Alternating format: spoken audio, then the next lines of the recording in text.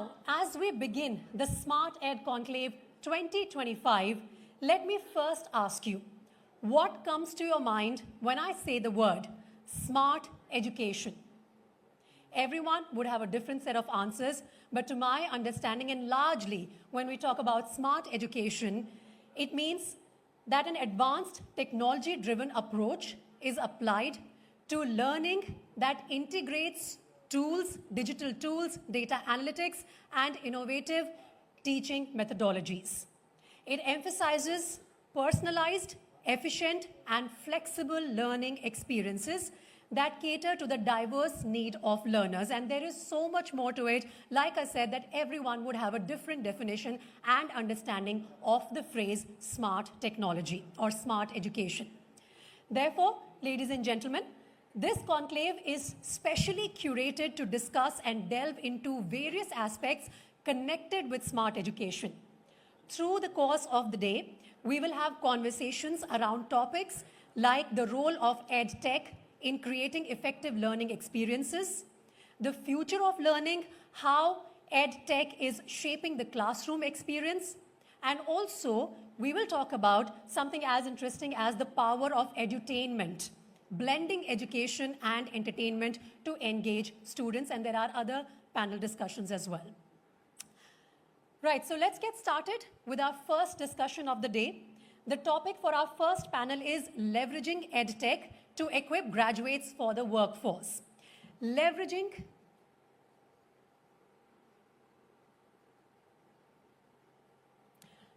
education and technology to equip the workforce involves integrating innovative learning methods, tools, and strategies to enhance skills, improve productivity, and prepare individuals for evolving industry demands. So to help us understand how we can use EdTech to equip graduates for the growing demands when they enter workforce, let's call on stage our first panel of speakers. And our first panelist is Mr. Kunwar Shekhar Vijendra, co-founder and Chancellor, Shobhit University. Sir, we welcome you on stage. Can we please have a round of applause for our first panelist? Known for its emphasis on academic excellence, research, and holistic development, Shobhit University prepares students for global challenges, and there will be a detailed introduction of our panelists by the moderator as well.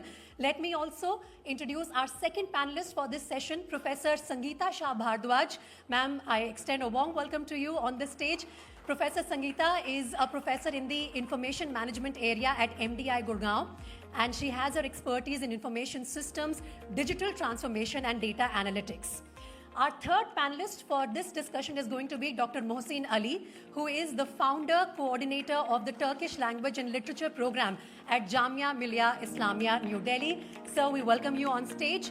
And to moderate this session, I'd like to call on stage ABP Live anchor Vidhi Maheshwari. Please, a warm welcome for our first set of panelists and moderator as I hand over the stage to Vidhi.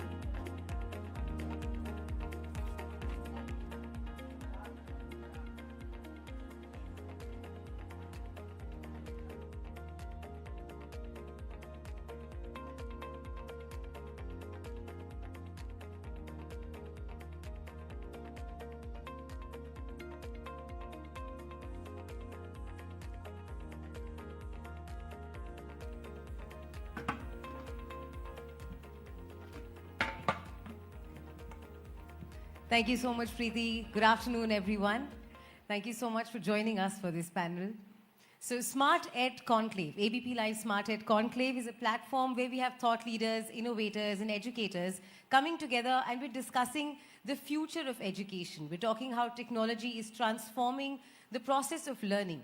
And in our first session, we're talking about how we need to have graduates prepared for the ever-evolving workforce, and we need to have tech involved in education. So for this panel, we have Mr. Kunwar Shekhar Vijendra, co-founder and Chancellor of Shobhit University, Professor Sangeeta Shah Bhardwaj, Professor at MDI Gurgaon, also the Chairperson, Center for AI and ML, Dr. Mohsin Ali, he's the founder coordinator of Turkish Language and Literature, Jamia Millia Islamia, and also a senior fellow in Prime Minister Museum and Library, Teen Murthy. Thank you so much for joining us. We hope to get some great insights from senior educators like you. So I want to start this session by asking we all know that there is a employment crisis among our graduates. So do you believe that introducing technology and smart ed will really help prepare the graduates? Do you think that is the way we need to go to help the kids of today? Sir, let's start with you. Good morning, everyone, and thank you very much, ABP Live, for inviting us here to discuss some of the very important topics the nation is having. When we look at the challenges what job market is having and how technology can integrate or help job market, yes, I have a strong opinion that it has changed skill sets, it has changed relearning, unlearning, and more learning process among the youth, and especially in Tier 2, Tier 3 cities, we can see a drastic change. Absolutely. Ma'am, what do you believe? Do you think technology, the way it's transforming traditional learning practices, this will really help the graduates of today? I think... Ma'am, the mic a little closer. Okay. Good afternoon, everyone, and thank you, ABP Live, for inviting me here. I think there is no doubt about how technology is helping students at different levels in supporting their process of learning. So it is definitely supporting, and we have also seen that in the life of a student, there are certain gaps which are there, and when we talk of technology and when we talk of technology, education technology providers, they are very agile in addressing those gaps, and hence students have access to that and very fast access. So that is also how it is supporting. So I definitely feel that technology supports. Dr. Mohsin, I want to know from you, when it comes to cultural studies, learning new languages, how do you think technology is helping students become more globally prepared? First of all, I'd like to congratulate ABP News that they have organized this conversion with visionary, the future of education, Smart Ed Conclave. And thank you, Vidhi, for putting these questions. I'll give one simple example that we all know that how this Smart Ed or technical things is getting integrated into education. We all know that Arjuna was get trained by Dronacharya and Karna was get trained by Parshurama. So suppose if a situation where Arjun gets trained by both this Parshurama and Dronacharya, and Karna gets trained with both this Dronacharya and Parshuram, then can you imagine their skill level? Yes, this skill So set this would is be- what the present in scenario, the technology playing a major role in the student's career. And this world is becoming, next door neighbor. So what I see, especially I'm from a central university, and what I see that what the industry is demanding, the central universities are not able to produce that because there is a huge gap between demand and supply. But nowadays, the students having the technology advancement, or they are easily learning many things outside the classroom. Absolutely. That's how it is. Ma'am, you mentioned gaps, and that was going to be my next question as well. So what are those gaps that you've identified in conventional learning that you think AI has started addressing now? How has the learning process changed for students of today? So I would talk from the point of view of technology. For example, see, AI, machine learning, and digital transformation related technologies were not there earlier. And every educational institute has to prepare themselves for meeting the needs of the industry in this area. We all have a process, and we all have a system where we would introduce courses, and we would introduce, relevant courses, and then there is a process of introducing relevant courses. However, you find that technology is providing that agility with which new courses are getting introduced, and students are exposed to these new courses with varying level of understanding that they can refer to, and there are different levels, beginners, advanced beginners. So there is flexibility there is exposure of new courses to the students, and there is reach of these new courses to the students. So in all the three ways, it is helping. Kunwar sir, I want to know, we're talking about reach and accessibility in tier 2 and tier 3 cities. Now we're talking about technology being integrated in possibly big universities, metros, but we also have students in tier 2, tier 3 cities. How are we integrating tech there, and how is it helping them? Actually, as it has been said by Professor, now the campuses have become global campuses thanks to technology. Earlier, what was happening that students, especially in tier 2, tier 3 cities, what they were learning? They were learning, one, what was available, and who was teaching, the same faculty members, those who were available to them. But today, if I want to learn something, or a student want to learn something from Harvard, edX is there. If I want to learn something new, there are many such platforms available which is helping. Coming back to AI, if the focus is AI, yesterday only the new president of America has also declared $500 billion budget to create AI infrastructure in US. The same way in India also we have a huge budget for that. And why so? Because the challenge is when we talk about the job gaps, when we talk about non-availability of right people, the gap is that there is no way of personalized learning. So what challenge comes, because in institutions at large, diversity of the quality of a student is there, profile of a student is there. Somebody is coming from a Hindi board, somebody is coming from IB board.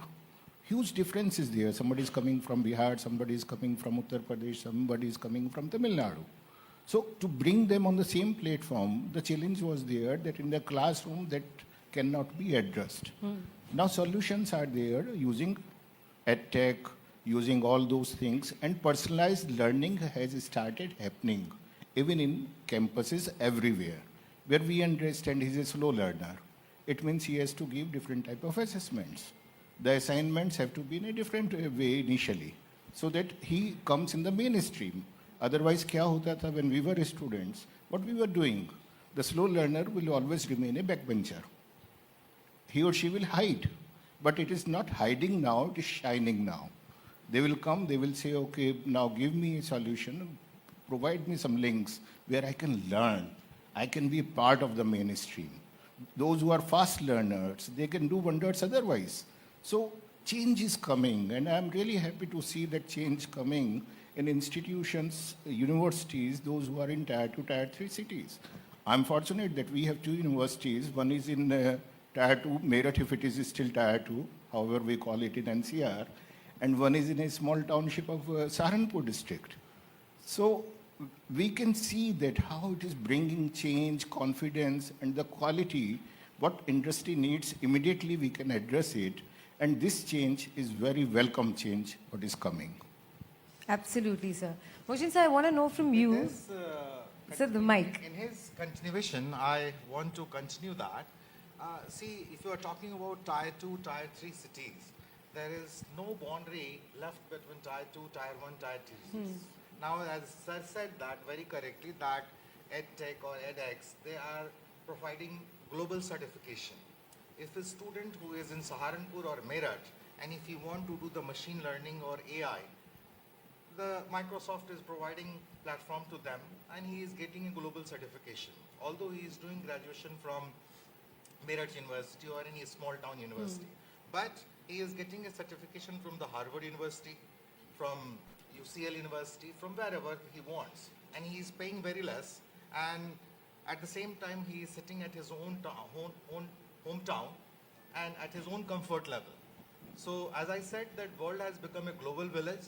So this global certification, has become a buzzword in smart education, and there is no boundary left. Now one teacher is not limited to one university. If he's a good teacher in physics, he is putting his lecture on the YouTube, and the students are getting benefited. So that's Absolutely. how the smart education is shaping the career of the future. But I want to know the pros and cons as well. So now with AI-driven tools being introduced in classrooms, we're all using ChatGPT in our workforce as well. People might not accept it, but we are finding answers. So how do you draw the line and how do you strike a balance between critical thinking and automation? You can't rely too much on technology. Right now, technology is giving us everything. So how do you tackle that problem, sir? How do you tell students to stop? Yeah, to be very honest, when ChatGPT was introduced, like globally there was a debate, even in universities in US, UK, Australia, everywhere, that how much ChatGPT or such tools should be allowed in the classrooms. If I look at my case, the day I became to know about ChatGPT, I became its intern. I paid $25 and I started learning it because I knew that it may become one of the most effective assistant to me. And once I learned, now it has become my intern. So now you have to understand this thing, how it has to be used. It will be used. First, we have to understand this thing. It is good or bad. Once technology is there, it will be used. But how much we have to use it, how we have to use it, that we have to make our students aware of it. It is not like that my project I can do from ChatGPT. Yes, I can, but I will not learn it. This is one thing. Secondly, if I look at the challenges and the boundaries, what is happening that we use technology and in the classroom what is happening, student is feeling, oh, everything is available on the MOOCs. What my professor was teaching me in the classroom, the better lecture is available somewhere else on YouTube or otherwise. Maybe I should not go to the class, but they forget this personal connect, interaction, peer learning, group learning, which is very, very important. That awareness has to be created by each one day, every day, and in every classroom. So this is the challenge. What mindset has to be changed right from the student to the teachers. A co-learning environment has to be created, I believe. Absolutely. Just to add to it that learning cannot be just one-way communication. So the way technology is providing today is that you sit in front of a screen and then you learn. And as sir has said that peer learning is important, group learning is important, and no one can disagree with this fact that interaction in the classroom is very important. Interaction with teachers, professors is important.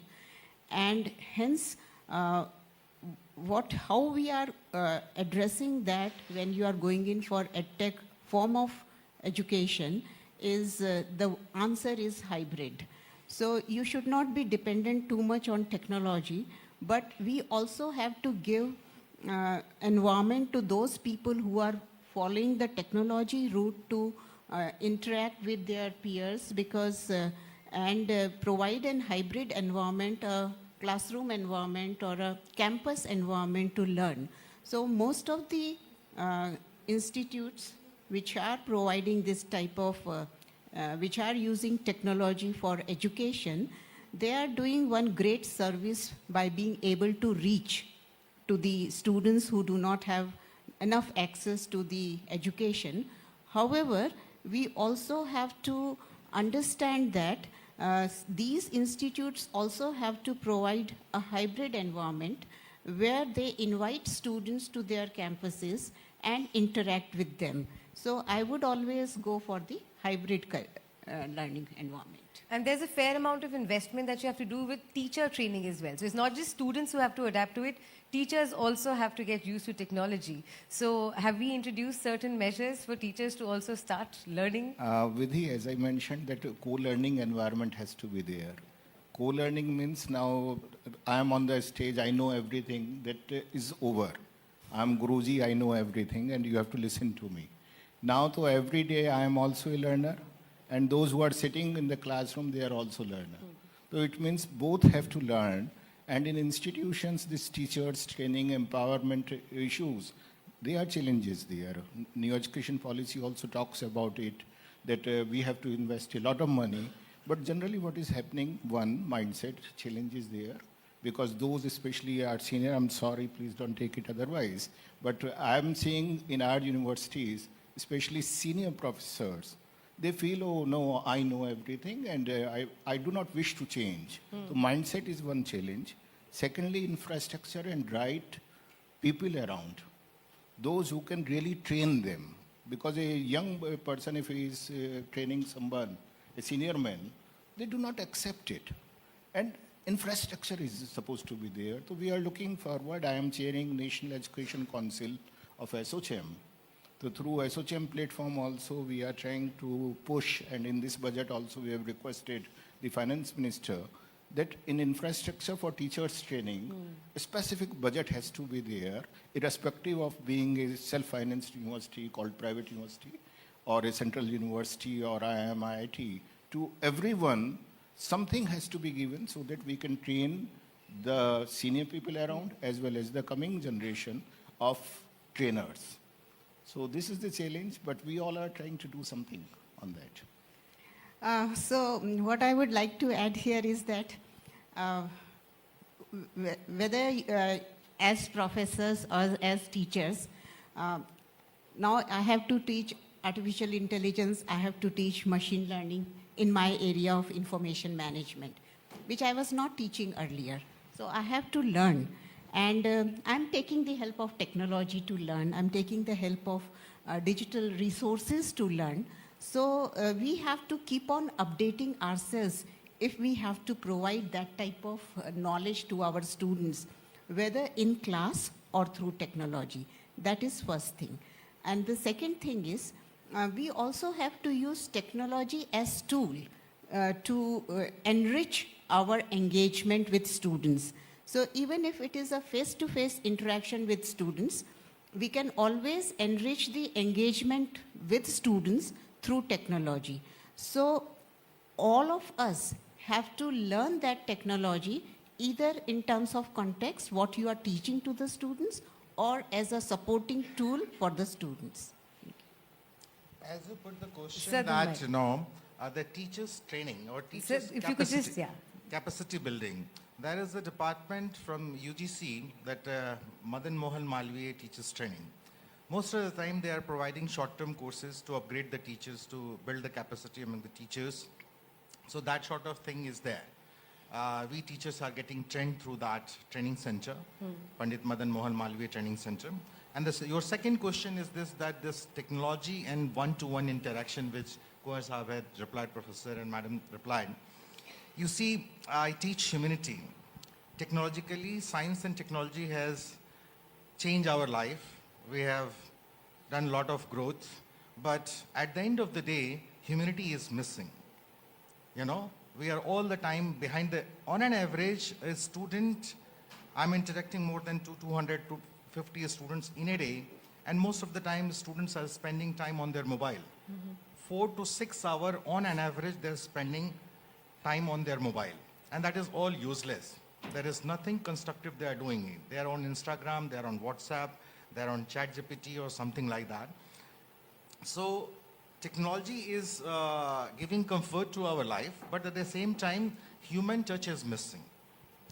And all over the world, we are talking about humanity, peace, but where is the peace? There is nowhere. So the pace at which the technology is transforming, we have to find a balance. And right now, I think it's Exactly. Recently, I was reading a book that is by Patrick Buchan, The Death of the West. There he is writing how the Western culture and civilization is going to die, and how the Indian students, young generation, is taking advantage of that. Because we have a demographic dividend, and that's if a student is, learning, getting all these courses online, and they are getting placed over there. Correct, absolutely, sir. So as far as ChatGPT and other things are concerned, I have a lot of the students doing PhD under me.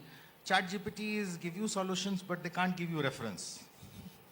Correct. Because human brain, ChatGPT cannot match the human brain. And I want to ask you, Mochan sir, as well, global employability, when we talk about that, EdTech is definitely helping with global employability. There are students, since you are a professor with cultural studies, there are students who want to pick up a new language, and now it's become a lot more easier. Online courses, global certification. So you think there's a difference in global learning, online learning versus conventional learning when it comes to picking up a language? Very good question, Vidhi. I would like to answer this. So earlier, just 10 years before or 15 years before, when a student wants to learn any foreign language, he has to come to the institution and he has to get enrolled there. And suppose if he's doing BTech or MBA, he is in full-time course. And if the university is not having part-time course, then he was not able to learn. But nowadays, due to this smart technology, online classes are there. They are charging and they are giving international certification also. Earlier, in my class, at least in foreign language department, lot of engineers, graduate engineers, doctors, lawyers, MBAs, graduates who used to come to learn the foreign language because they identify their segment that I'm going to work into the automobile sector with a Korean car company. So they used to learn Korean language so they can get the better placement. Correct. But nowadays, those sort of students are not coming because they are getting international certification through online teaching. Yeah. And universities are also having collaboration with Max Muller or Alliance Francaise, or you can say if I'm Turkish, I'm talking they're taking certification from the Tomer.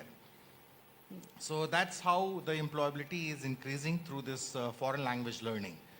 Simply a graduate like in my university, if you see the engineer graduates, although we are A++ university, Jamia Millia Islamia, and the engineering graduates placements are just starting with Mahindra or you can say IBM 30,000, 35,000. But if that student is having this skill of the foreign language, his salary is getting just double. Correct. I can say that I produced more than 150 students from the Turkish language department since the inception, and most of them are working with the corporate world. You name it, they are there. Whether it is Amazon, IBM, Accenture, Facebook, Genpact, and their salary is much, much higher than an engineer or an MBA. Wow. So that's how the foreign language plays a role in the global placement. How many years is required to master a language? And do you think online learning has reduced that time versus conventional learning? See, ma'am, online learning, you are learning at your comfort level. Suppose if you are working and you want to learn a language, so if you are having 2 hours a day and thrice a week, then it will take you to at least 2 years. And in classroom learning also there are 2 types of courses. One is intensive courses and other is, extensive courses. So intensives goes very fast. For that matter, you have to be a full-time student. But as far as this online learning is concerned, you are learning at your own comfort level, and you are giving exam at your own comfort level whenever you are ready. It's not necessary that in university system you have to give yearly exams or 6-monthly exams. But these online foreign language, whenever you are ready, you are appearing for the exams. And for any foreign language learning, at least you required 1 year, 3 to 4 hours a day, rigorous. Then only you can learn you can have a mastery on the foreign language. At least minimum 1 year, 3 to 4 hours a day. So be it online or be it a conventional, you still have to devote that amount of time. So that time hasn't really reduced. No, not at all. So it's the dedication that has to be there. Yeah, and we, as a teacher, we found there is a 3D system in the Indian students, that Indian students mostly they are multilingual and they have 3D, that is determination, devotion and dedication.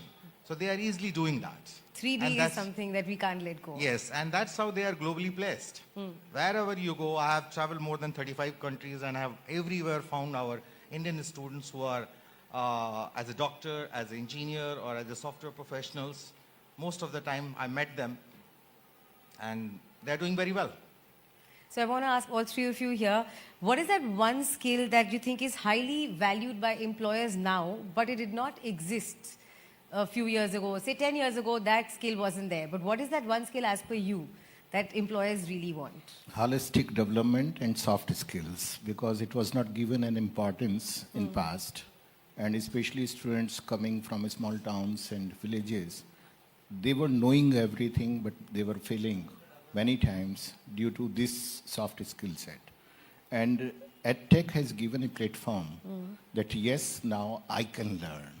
It may be a language, it may be how to speak, mannerism, a lot of other things around. So this is the most important thing what EdTech has given.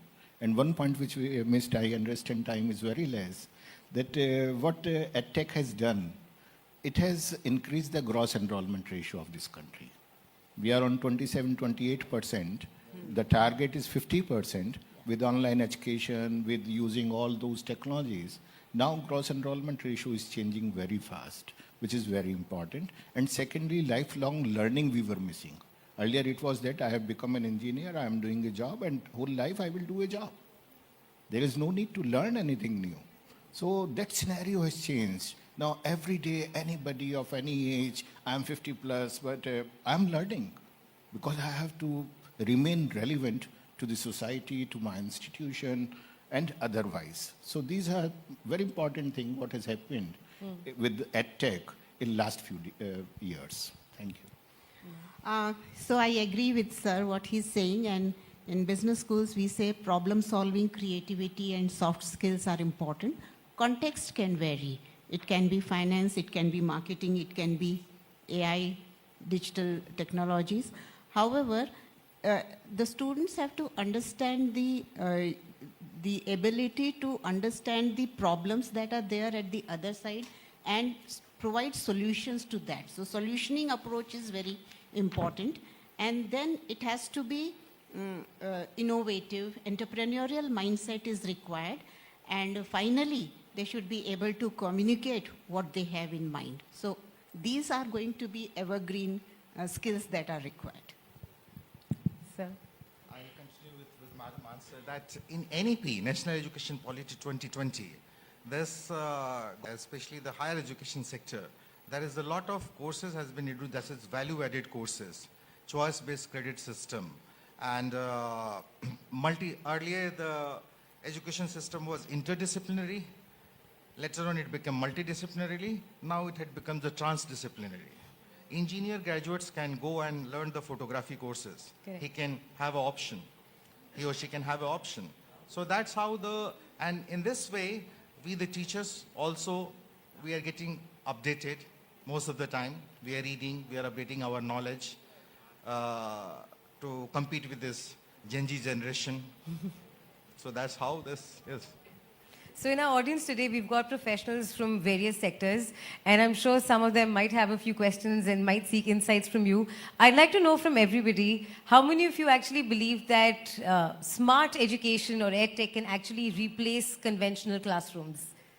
Completely replace them. Okay, we have one believer, we have two. Do you think that technology can replace conventional classrooms? Well, that's a mixed opinion. Do you have any, if the audience, somebody in the audience has questions for our senior educators, you can seek insights right now. Shall I add Yes, to yes, absolutely. what the feedback we have got just now? Actually, during COVID, we tried to do this, and it happened like nature decided. Virtual labs were introduced by IIT Delhi. We all were using it for our engineering students and otherwise, but we failed drastically.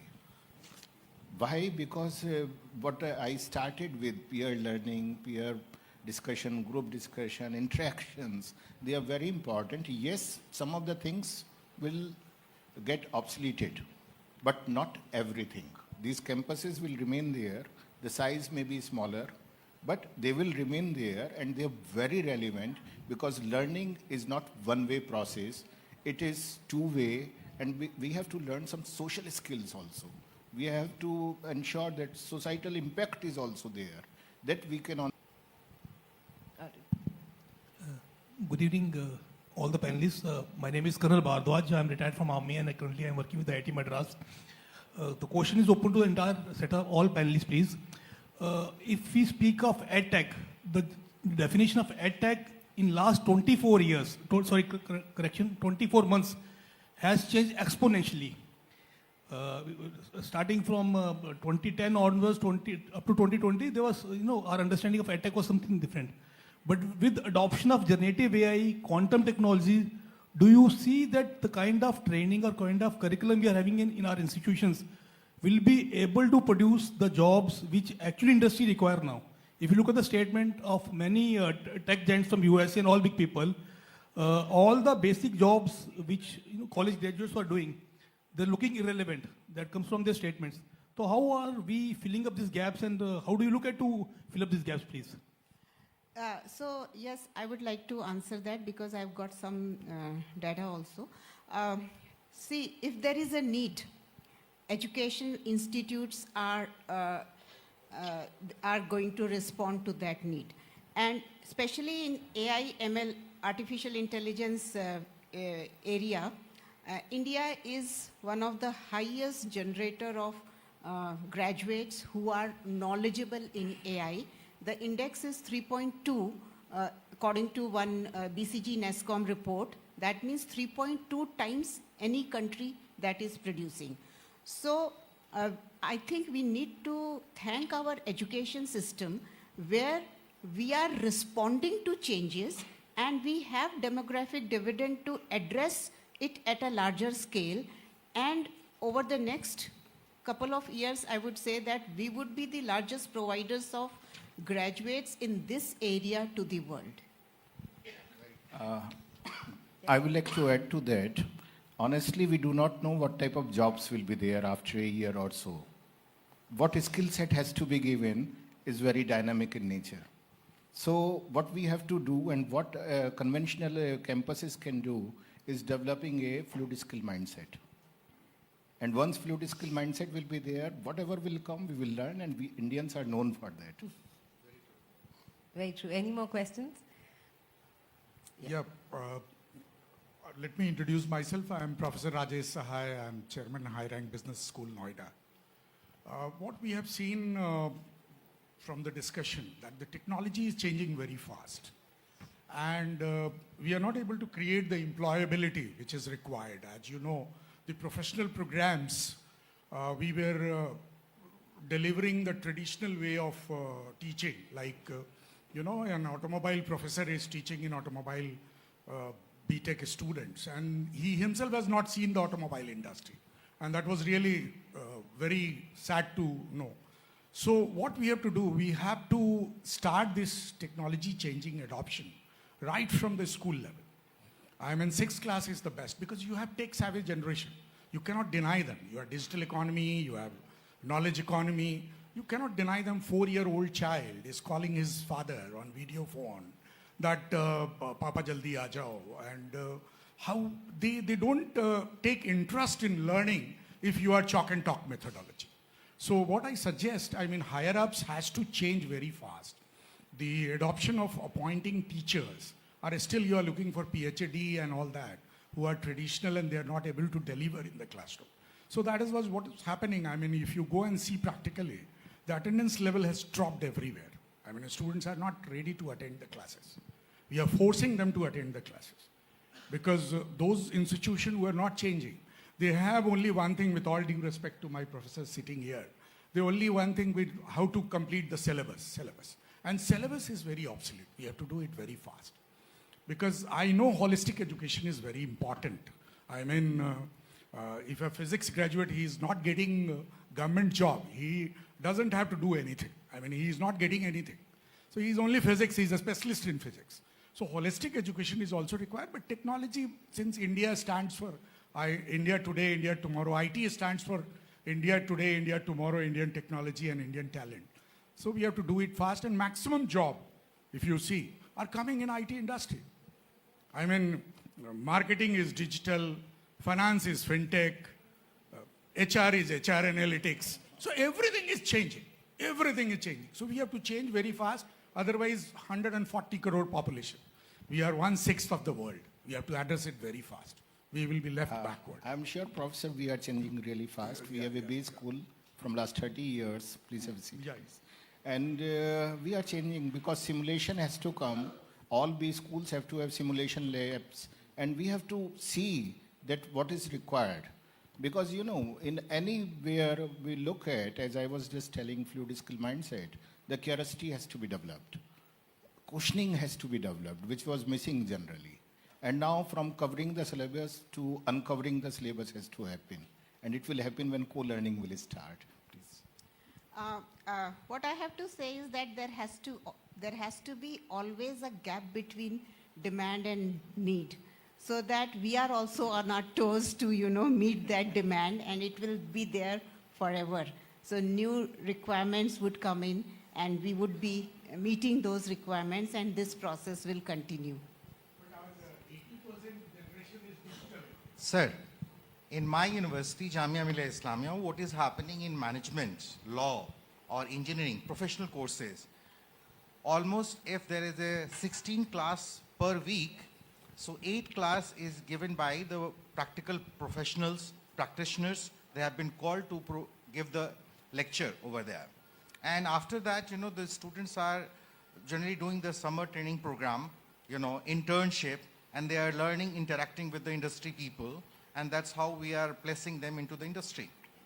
So we are calling them to give the lecture, to train them in final year, or even sometimes in third year also, before completion of their graduations in engineering or management or law. That's how we have started. So the whole point of Smart Ed Conclave is that we realize that technology is changing, the way we are learning is changing, and what we need is adaptability. What institutes need to do is adaptability, and students also, you can't let go of something which is conventional, but we also have to adapt to the change. I'm so sorry, everybody. We are out of time, and we have quite a few very insightful panels. Very small question that I want to ask. I am Professor Arvind Kumar from Atal Bihari Vajpayee School of Management.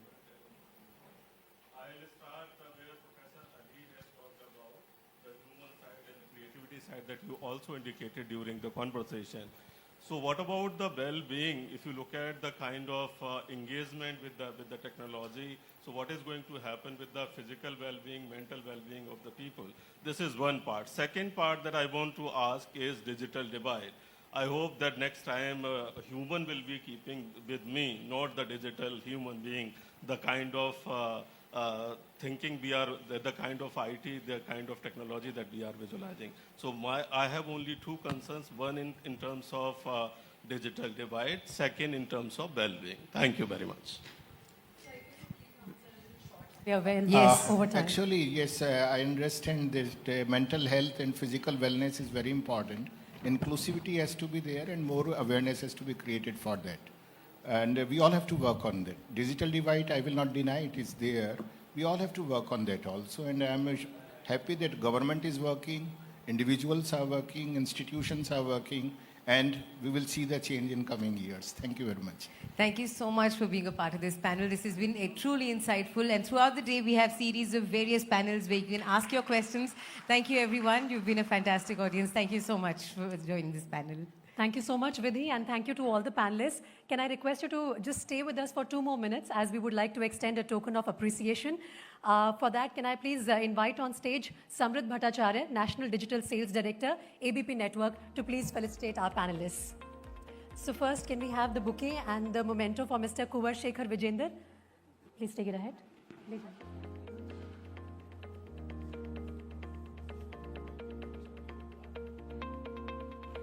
Sure. Can we have a round of applause, please? It's been a fantastic panel discussion to begin the day on such a high.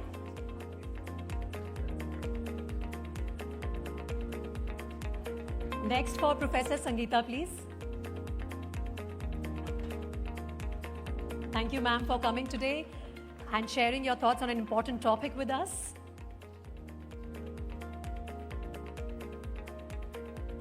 And for Dr. Mohsin Ali as well, please. Thank you, sir, for your valuable inputs for this panel discussion.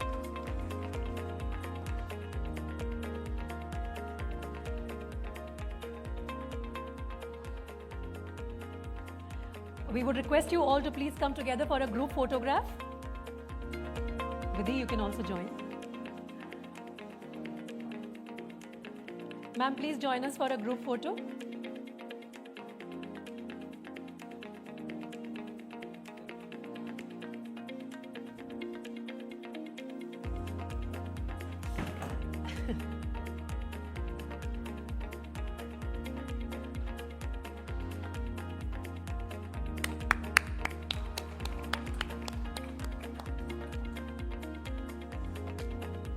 Thank you so much, all of you. Now, as we prepare the stage for the second panel discussion, let's move